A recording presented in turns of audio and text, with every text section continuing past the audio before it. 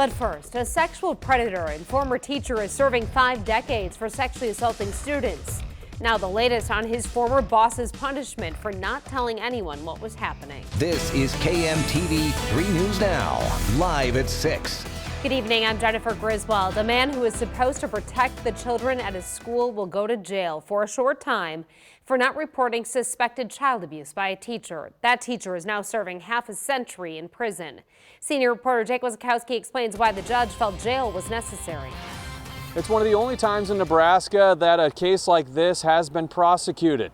The former Fontenelle Elementary principal is being punished for not telling authorities about a teacher sexually assaulting students. Gregory Sedlacek is serving 50 to 100 years in prison for sexually assaulting young female students in his class and on the playground in 2018. His principal at the time, 49-year-old Eric Nelson, pleads no contest to misdemeanor failure to report suspected abuse. One count of child abuse was dropped. During the video conference sentencing, Nelson's attorney Steve Leffler says he was shown 2 photos and looked at a video but never suspected anything prior to November 2018.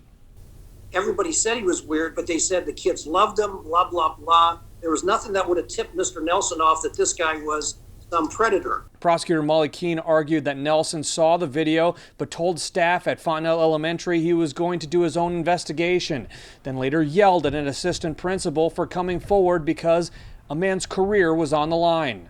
He is being charged because he took no action and because of the way he reacted. And then when he was confronted about those 2 things, he lied.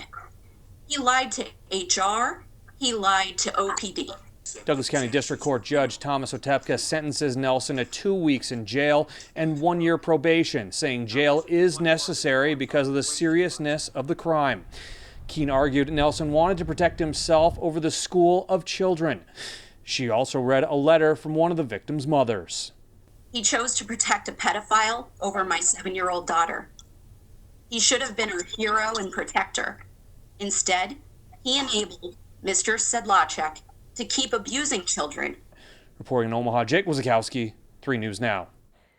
Nelson will start his sentence tomorrow and be given credit for 3 days served. Sedlacek will be eligible for parole in 38 years.